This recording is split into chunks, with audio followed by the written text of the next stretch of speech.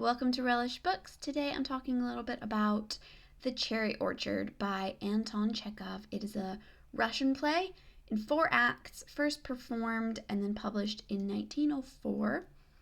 And it revolves around this landowner who has lost all her money, is in debt, and her beautiful, famous cherry orchard has to be sold to pay off her debts, but she's not smart at all with money. She can't really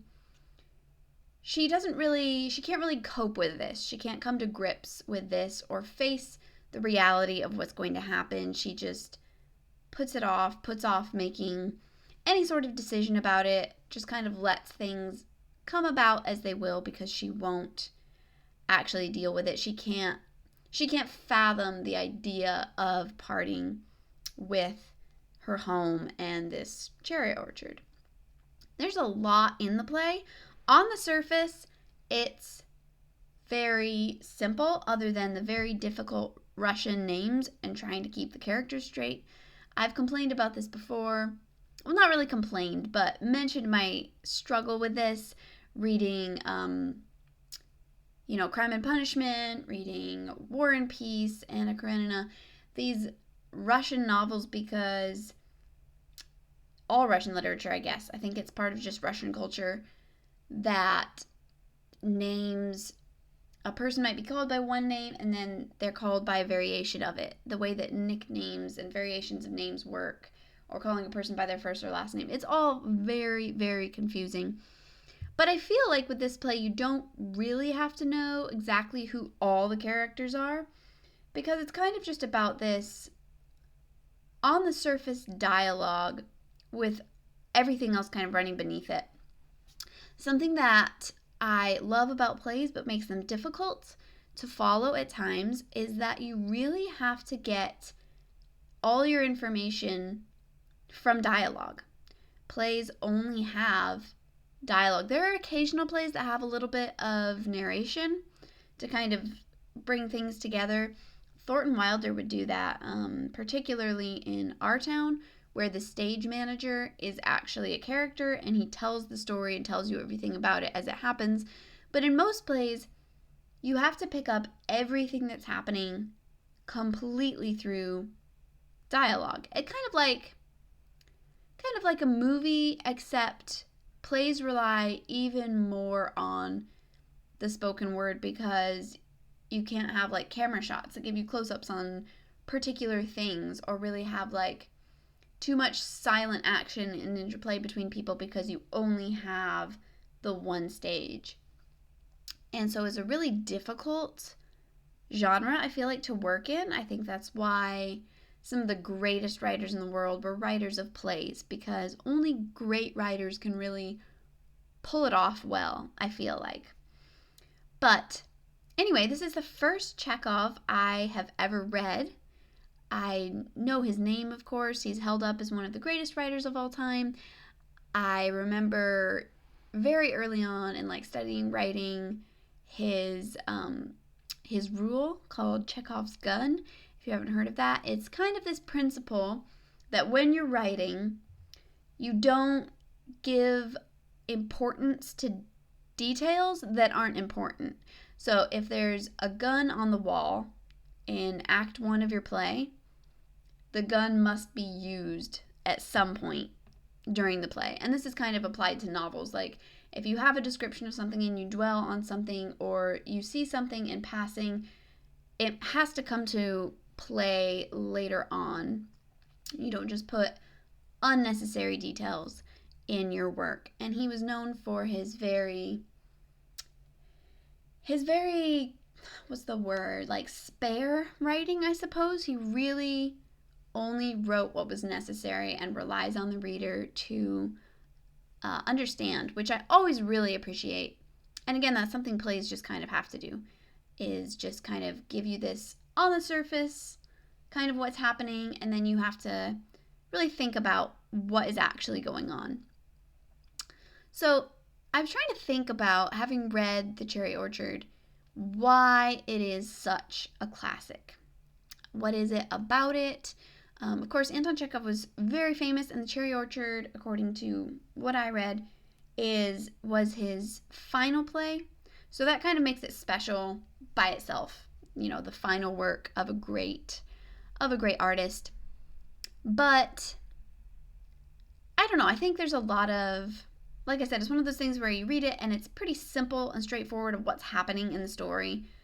There's so much that we don't know. References to other people, places. You kind of have these hints about who these people are, but it's never explained. Like, in the description of who the characters are, the one daughter, and I am sorry, I'm not going to try to say names other than a couple first names because they're really difficult and I didn't go through and look up all the proper pronunciation of these Russian names.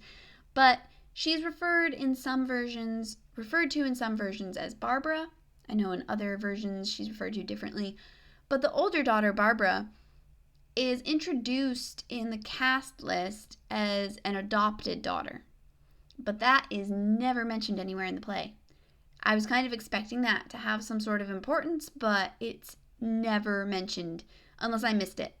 I was reading through it pretty quickly, but I went back and kind of took another scan of the whole thing, and I'm pretty sure that's never mentioned. You would not know that if it wasn't for the cast list. If you just watched the play, as far as I know, there is no mention of her being adopted. The mother treats her like a daughter. She treats Anya, the younger girl, as a sister. So why she's an adopted daughter in this play, I don't know. But anyway, so there's all these things. You have references to the mother. The mother's kind of the main character. And you have reference to her past, that she maybe has done some wrong things. And that goes into that a tiny bit. But you still don't know much about, like, her husband. You don't know much about her running off with this other man. You know very little. These things are just kind of hinted at. And so kind of reading it, it's kind of like, what's the point? It feels like a very short story. It feels like a very short play. There's 4 acts, but they're not divided into separate scenes, which is a little unusual. But yeah, you kind of just go through it. And Anton Chekhov said that this was a comedy, but most people look at it as a tragedy because he's definitely poking a lot of fun at the characters. They're humorously portrayed, not maliciously, I don't think, but just humorous in their humanity. But it is also very sad. And so, yeah, most people kind of interpret it more as a tragedy than a comedy. But yeah, it's this lady who just can't comprehend what's happening. It's kind of this idea of, the younger people in the play are excited when the cherry orchard is sold and they're going to move away and kind of start a new life. And they're very excited about it and hopeful. But the old people are just really depressed because they feel like it's the end of everything. Their home is gone. There's this idea of they're too old to really start over. And so with the loss of their home, it's kind of just the loss of everything. They don't share the hope of the younger generation of going forward. There's also a lot, if you are more familiar with Russian history, this would probably be a more significant work because I think there's a lot of kind of under the surface references to the shift in Russian culture. One of the main characters, the man who eventually buys a cherry orchard, was a peasant, and he's risen up in life and is now going to be a landowner. And this is like a huge deal. And then there's like the old servant, Furs, I don't know if that's how you say his name, but who was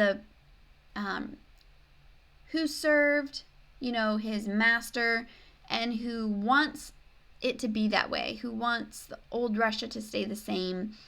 He's kind of one of those people that you read about in the stories, when a liberation comes and he's opposed to it because he liked service. He liked the way that things had always been. So there's a lot of different themes going on, between classes, between the young and the old.